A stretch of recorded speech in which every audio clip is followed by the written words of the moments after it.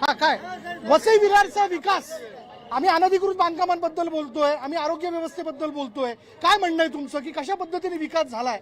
देखिए, विकास की बात की जाए तो पहले भाजपा के लोग पहले तय कर लें 16 नंबर में और 10 नंबर में इनके पास चेहरा नहीं है। वो लोगों को बाहर से लाके अपना चुनाव लड़ा रहे हैं। और रही बात बहुजन विकास आघाड़ी की बात करते, अवैध बांधकाम की बात करते हैं, 16 तारीख को आप देख लेना, 16 तारीख को इनकी हवा निकल जाएगी। और बड़ी बात करता हूँ, यह लोग सिर्फ मोदी के चेहरे पे चुनाव लड़ना चाहते हैं। हमारे पास एक अच्छा नेतृत्व है, हमारे पास राहुल गांधी का चेहरा है, हमारा कांग्रेस का कैंडिडेट मजबूती से चुनाव लड़ रहा है। इस बार उत्तर भारतीय पूरी तरीके से भाजपा के खिलाफ वोट करेंगे। हा, विजय पक्का आहे तुमचं म्हणणं, विजय पक्का आहे? अनधिकृत बांधकामाचा विषय चाललाय त्यामुळे सांगतो, ह्यांचाच एक उमेदवार आहे या पार्टीचा, समोर त्याचा अनधिकृत बांधकाम आहे सगळं, समोर बघा तुम्ही, सगळं अनधिकृत आहे, हे अनधिकृत आहे, हे सगळे दुकान स्टॉल टाकले तो पण अनधिकृत आहे, आणि तो या इकडे उभा आहे इलेक्शनला। हे पहिला त्यांना विचारा की हे कसं चाललंय त्यांचं। बरं, त्यांचं म्हणणं आहे आपल्याकडेच 16 नंबर प्रभाग के जितने भी है आबाकाड सारे उम्मीदवार यही के हैं, स्थानीय है। कांग्रेस हमेशा झूठ बोली है और कांग्रेस भूले, 16 नंबर के उम्मीदवार यही रहते हैं। मैं आपको बताऊं, एक कार्य 16 नंबर के उम्मीदवार बाहरी है, बहुजन विकास आघाड़ी के पास कोई उम्मीदवार ही नहीं है। इसके लिए इन लोगों ने नया गांव से उम्मीदवार बुलाया है। नंबर 1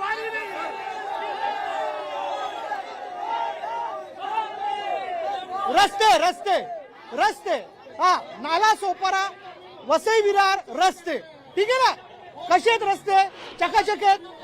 बरं, विचारू हा, रस्ते 600 MLD पाणी येते वसई विरार मध्ये, 600 MLD फक्त एका मताच्या बदल्यात मंत्रीपद घेऊ शकले असते, पण मंत्रीपद नाही। आज 50 करोड 100 करोड गद्दार आरोप केले जातात। या सगळ्या राजकारणामध्ये एक माणूस एकदम वेगळा आहे। महाराष्ट्राचे 288 आमदार, यामध्ये एक माणूस एकदम वेगळा म्हणजे लोकनेते आमदार इतर ठाकूर, फक्त विकास आणि विकास। आता मत पाहिजे रस्ते आता मत पाहिजे होतं शेवटचं क्षितिधराच्या वाढदिवसाच्या दिवशी आपण मत दिलं आणि मताच्या बदल्यात मंत्रीपद नाही घेतलं तर काय घेतलं? 250 करोड रुपयाचं हॉस्पिटल घेतलं, 400 खाटांचं रुग्णालय वसई विरारसाठी घेतलं। जे रस्ते केलेत ते कोणी केलेत? फक्त आणि फक्त लोकनेते आमदार इतर ठाकूर यांनीच केले। रस्ते उत्तम झालेत, 100% केलेत जे रस्ते। एक मिनिट शांततेत चर्चा करू ना।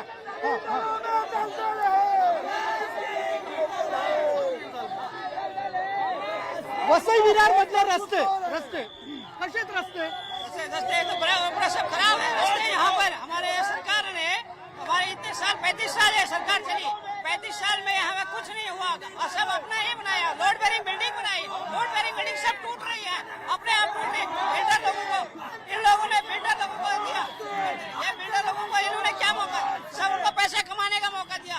आज बीजेपी सरकार आज आ रही है, बीजेपी सरकार को मौका मिलना चाहिए, हमारे भारतीय जनता पार्टी को मौका मिलना चाहिए। और भारतीय जनता पार्टीचे नेते रस्त्याच्या मुद्द्यावर मी आलेलो आहे। हा, रस्त्यावरनं चालायचं, रस्त्यावरनं जायचंय, होय की नाही? काय रस्त्यांची अवस्था काय? रस्त्याची अवस्था एकदम दयनीय आहे। वसई विरारचं हे दुर्दैव आहे की वसई विरारमध्ये खड्ड्याचं भूमिपूजन केलं जातं, खड्ड्याचं उद्घाटन केलं जातं आणि जे रस्ते रिपेअर केले जातात ते 2 तासामध्ये उखडले जातात। हे परिवर्तन आहे। ह्यांच्याकडे उमेदवार नाहीयेत, हे बहुजन विकास आघाडीचे उमेदवार चोरी करतात। पहिले वोट चोर केलं, आता उमेदवार चोरी करतात। ह्यांचा उमेदवार असा आहे, त्यांचा बूथ क्रमांक माहिती नाही। बर रोड रस्ते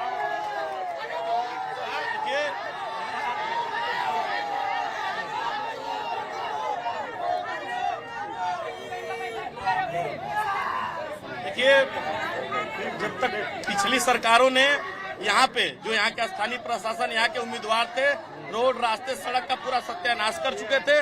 जब से हमारे आमदार चुन के आए उसके बाद से, चूंकि आने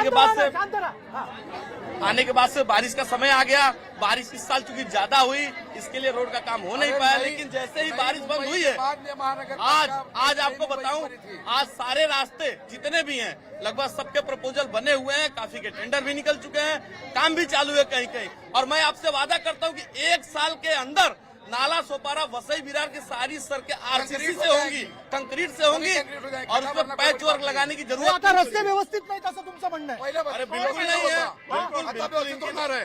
पहिले व्यवस्थित नव्हता, आता रस्ते व्यवस्थित करणार आहे. अच्छा पहिले रस्ते व्यवस्थित नव्हते. आता व्यवस्थित हो, आता आम्ही करून देऊ. भारतीय जनता पार्टी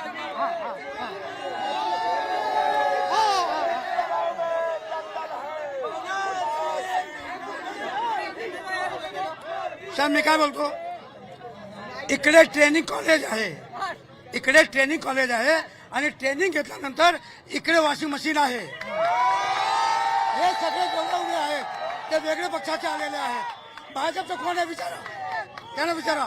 भाजपचा लाईफ फ्री दिलाय, 40 वर्ष माझं मी दिलंय आणि मलाच बाहेर काढून टाकलंय म्हणून रिझल्ट व्हायला लागलाय.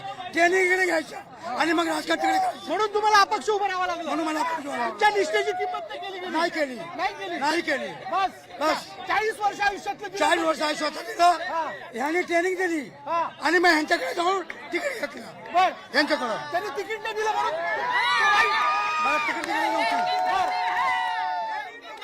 एक मिनिट. त्यांनी तिकीट नाही दिलं म्हणून ते वाईट. साहेब मला तिकीटची गरज नव्हती. आप जाओ यहाँ से निकलो. मला तिकीटची गरज नव्हती. मला जबरदस्तीने निर्दलीय लढावं लागलं. कालच्या आलेल्या लोकांना तिकीट दिलेलं आहे.